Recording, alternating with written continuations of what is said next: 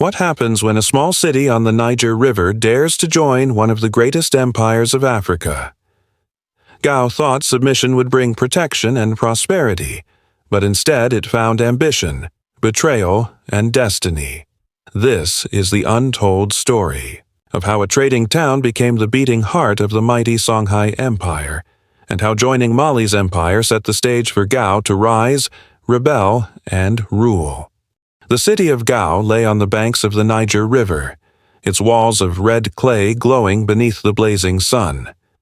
Long before it became the heart of an empire, Gao was a trading post, where salt caravans from the Sahara met boats heavy with fish, gold, and grain.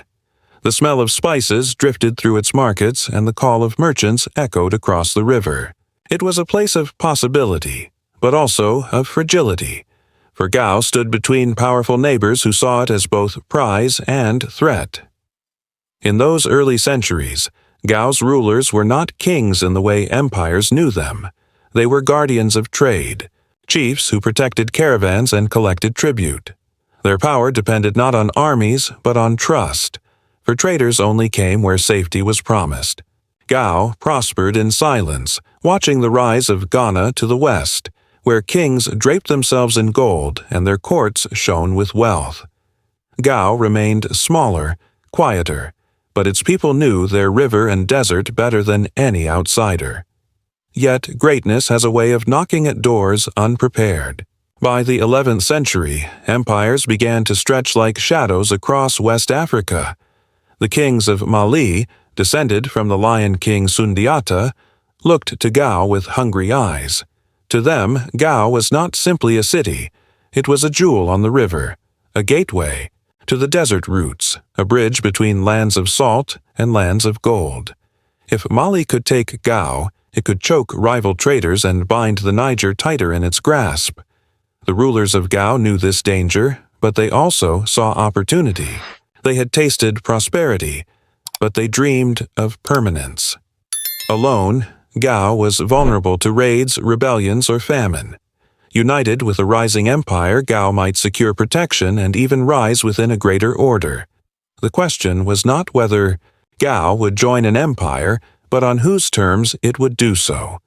Stories say that in those days, a young prince of Gao stood on the city walls at dusk, watching the river swallow the sun. He told his council that the world was changing, that small cities could no longer survive on pride alone. "We can fight Mali," he warned, "and we will be remembered only as ashes. Or we can join Mali and carry our name into history." His words split the elders. Some saw wisdom, others betrayal, but the seed of the decision was planted. The moment came when Mali's emissaries arrived with gifts, bolts of cloth, iron tools, and a message sealed in wax. The king of Mali declared friendship, but behind the honeyed words was an ultimatum. Gao could trade under Mali's banner and share in its glory, or Mali's armies would remind Gao what refusal cost, and so, after long nights of debate, Gao bowed its head. The city swore loyalty to Mali. Its markets were folded into imperial trade, and its warriors were summoned to fight under foreign banners. Some celebrated, believing Gao had secured its future. Others mourned, whispering that Gao had lost its soul. But what none of them knew was this. By joining the empire, Gao had not ended its story. It had only begun it. When Gao entered Mali's orbit, the city transformed. Markets that once traded only in fish and salt now overflowed with ivory, gold, and fine cloth from distant lands. Caravans stretched farther, knowing they were shielded by Mali's armies. Traders from the Maghreb, from Egypt, even from as far as the Middle East began to appear in Gao's streets, their tongues strange, their clothes heavy with embroidery. The Niger became not just a river, but a highway of wealth, and Gao, nestled on its banks, began to gleam. The rulers of Mali sent governors to watch over Gao, yet they discovered something unexpected. Gao was not merely a province to be ruled, but a city with a rhythm of its own. Its merchants negotiated fiercely, its fishermen spoke with quiet pride, and its nobles refused to bow too deeply to outsiders. The governor soon realized that Mali might command Gao on paper, but in practice, Gao's people remained fiercely Gaoan. Still, the alliance brought rewards. Gao's princes were invited to Mali's grand court in Niani, where they saw halls draped in silk, heard musicians pluck strings of kora, and watched nobles adorned in gold from head to toe. Mali's empire dazzled, and Gao's young elites returned home with new ideas of governance, architecture, and wealth.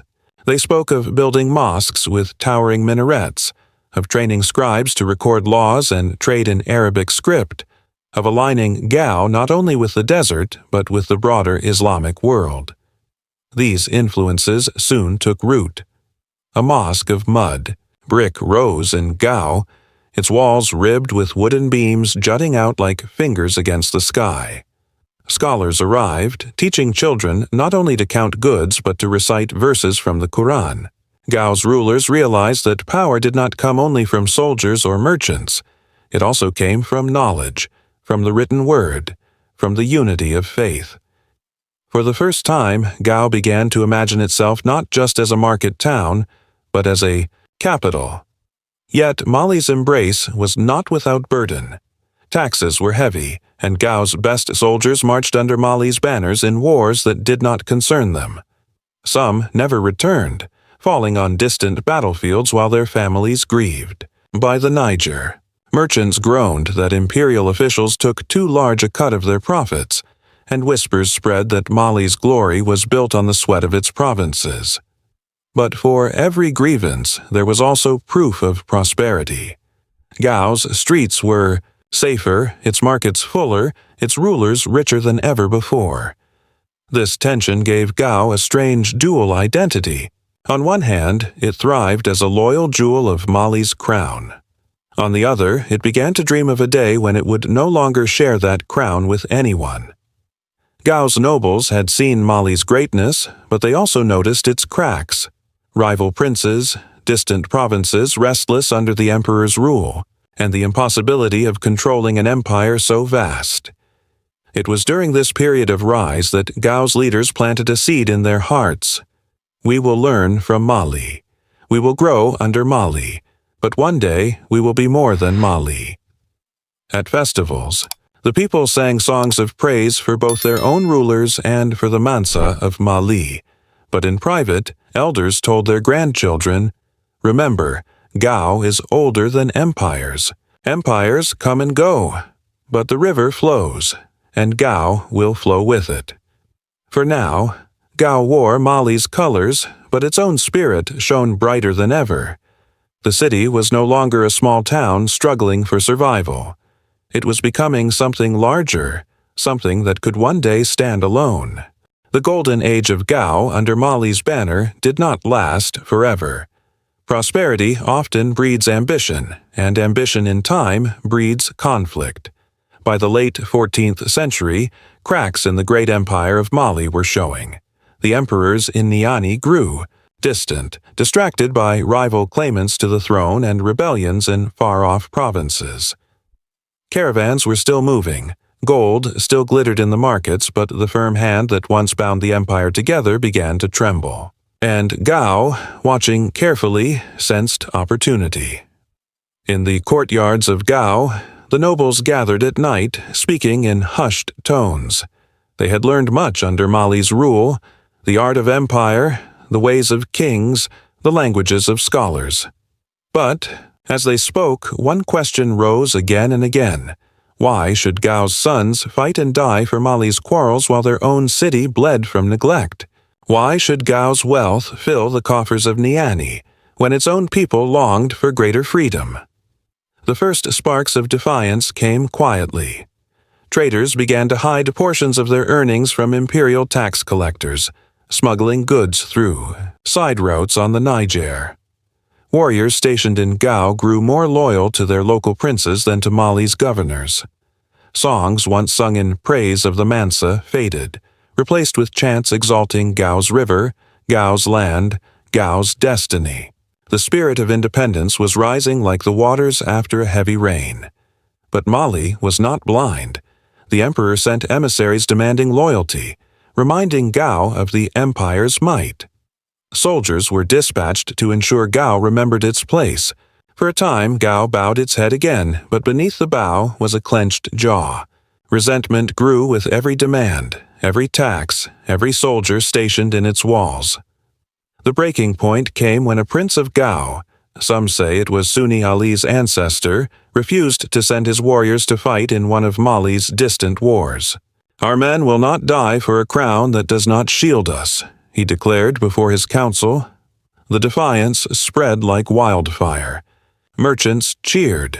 Nobles swore allegiance to their local ruler, and the people of Gao rallied behind the idea of standing on their own. Mali's response was swift and brutal. An army marched east, banners snapping in the desert wind, determined to remind Gao of its submission. The battle that followed was fierce, fought on the riverbanks where reeds bent under the weight of fleeing men. Gao's warriors fought with desperation, but Mali's numbers were overwhelming. The city was crushed, its leaders forced to kneel. Once more, its independence snatched away just as quickly as it had appeared. For a moment, it seemed Gao's dreams had been extinguished, but defeat did not kill the spirit of rebellion. It fed it. Parents whispered to children of the bravery of Gao's warriors. Traders cursed Mali's governors under their breath, vowing to one day see them gone. Every insult, every humiliation, every drop of blood spilled only deepened Gao's hunger for freedom. Conflict had drawn a line in the sand. Gao was no longer content to be a jewel in Mali's crown. It had tasted the idea of sovereignty, and even in defeat, that taste lingered. The empire could subdue Gao with force, but it could not erase the memory of defiance. And so, while Mali celebrated its victory, Gao prepared in silence for the next storm. For in the heart of the Niger city, a truth had taken root. An empire can rule by strength, but no empire can hold forever what does not wish to be held. Years passed, but the wound of Gao's failed rebellion never truly healed.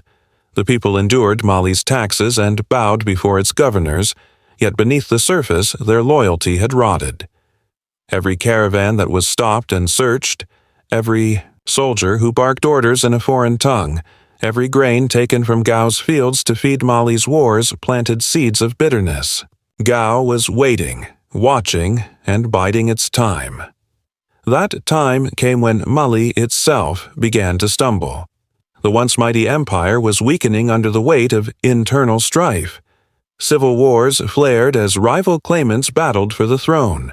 Provinces, far to the west, declared independence, peeling away Mali's strength like bark from a tree. Trade routes were disrupted, caravans grew fewer, and Mali's governors in Gao found themselves isolated, with little help from the imperial center. The princes of Gao saw their chance. Among them rose a leader with a vision, Sunni Ali's forefathers, whose name would echo through history. He studied Mali's weakness with a strategist's eye.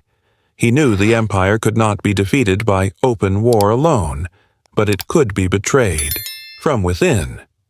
Gao, once Mali's jewel, could become the dagger in its back. It began quietly. Gao's merchants stopped paying full tribute, offering only half of what was demanded. Soldiers once loyal to Mali's banners pledged their swords, to Gao's prince instead. Messages were sent across the desert, building secret alliances with tribes who despised Mali's rule. One by one, Mali's agents in Gao disappeared, some slain in the night, others vanishing on journeys from which they never returned. The final betrayal came during a great imperial campaign. Mali summoned Gao's warriors to march alongside them in battle. Outwardly, Gao agreed, sending men and horses to join the imperial host. But in the shadows, Gao's leaders whispered orders of treachery. When the armies clashed, Gao's contingent turned their blades not on Mali's enemies, but on Mali itself. In the chaos, imperial forces faltered, their banners torn, their formations shattered. What had been an empire's strength became its fatal weakness. Gao had chosen its moment well. Word of its defiance spread like wildfire, reaching distant provinces where resentment already burned. Seeing Gao rise emboldened others to cast off Mali's yoke. The empire that had once held the Niger in an iron grip now found itself bleeding from 1,000 wounds. For the people of Gao, the betrayal was celebrated not as treachery, but as liberation. Markets rang with laughter, drums thundered in the streets, and poets sang of Gao's cunning and courage. Children were taught that loyalty to Mali had been a chain, and betrayal was the key that shattered it. But betrayal is a double-edged sword. Gao's new independence came at a cost. Mali did not forgive easily. Retaliation was brutal. Towns were burned, fields torched, and thousands displaced. Yet the more Mali punished, the more Gao resisted. The city had crossed a line it could never retreat from. There was no return to obedience, no more bending of the knee. Gao's future would be carved not by compromise, but by defiance. In turning against its master, Gao had betrayed Mali. But in truth, Gao had also betrayed the quiet stability it once knew. It had chosen a path of blood and struggle, of risk and ambition. It had chosen to gamble its very existence for the chance to shape its own destiny. And destiny, waiting just beyond the horizon, would answer. The betrayal that freed Gao from Mali's grasp did more than shift power in a single city. It lit the spark that would blaze into one of the greatest empires Africa had ever seen. Gao was no longer a trading outpost bound by tribute. It was a capital in the making, a city that had learned from its submission and its rebellion. Out of its walls, a new vision of power was born, the Songhai Empire. From the banks of the Niger, Gao began to gather strength. Its rulers built armies not of borrowed loyalty but of devoted men who believed in the city's destiny. Fishermen became boatmen soldiers, farmers became infantry, and desert tribes pledged allegiance in return for trade and protection. With every passing year, Gao expanded its reach, swallowing villages, towns, and routes that had once been guarded by Mali. The turning point came under the rule of Sunni Ali, a warrior king whose name still echoes in West African memory. Riding at the head of cavalry that thundered across the savannah, he forged Songhai into a power strong enough not only to resist Mali, but to surpass it. Gao became his throne, and from it he extended his hand over Timbuktu, Jenne, and the fertile valleys that fed his people. Where once Gao bowed to Mali, now others bowed to Gao. But legacy is not only measured in battles won. Gao's true gift was its ability to merge the wisdom of empires past with its own character. From Mali, it inherited knowledge of governance and trade. From the desert, it embraced Islam and scholarship. From its river, it drew sustenance and unity. In Gao, mosques stood beside bustling markets, and scribes recorded laws and treaties that gave structure to its vast dominion. The city became not only the heart of Songhai's empire but a beacon of culture, faith, and learning. For generations, the people remembered the days when Gao was just a pawn in Mali's game. They told stories of betrayal not as shame, but as courage, the moment their ancestors refused to be chained, the moment they chose to gamble everything for freedom. Parents reminded their children, "We were once subjects, but now we are rulers." Never forget that freedom is not given. It is taken. Of course, no empire lasts forever. Centuries later, Songhai itself would fall to Moroccan invaders with guns and cannons, weapons the Niger's warriors had never seen before. Gao would be sacked, its glory dimmed. But even then, its legacy endured. Historians still speak of it as the pulse of the Songhai Empire, the city whose choice to rise and rebel reshaped the map of West Africa. What began as a river town, trading salt and fish, became the foundation of a civilization that rivaled the greatest empires of its age. Gao proved that even a small city caught between giants could learn, adapt, and eventually rise to rule. Its story is a reminder that power is never fixed, that today's subject may become tomorrow's master, and that true legacy lies not in submission but in the courage to claim destiny. And so, as the Niger still flows past the ruins of Gao, carrying with it the echoes of drums and the whispers of merchants long gone, the city's legacy endures. Gao joined an empire once, but, in doing so, it learned how to build an empire of its own. Empires rise and empires fall, but rivers remember. Gao began as a city that bent under the weight of Mali, yet from that bending came strength. From betrayal came freedom, and from freedom came empire. The Songhai that rose from Gao's defiance would shape history for centuries.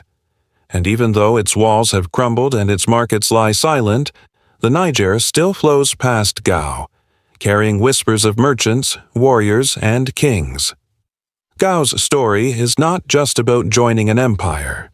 It is about how a people turned submission into sovereignty, and how one city's choice reshaped the destiny of West Africa.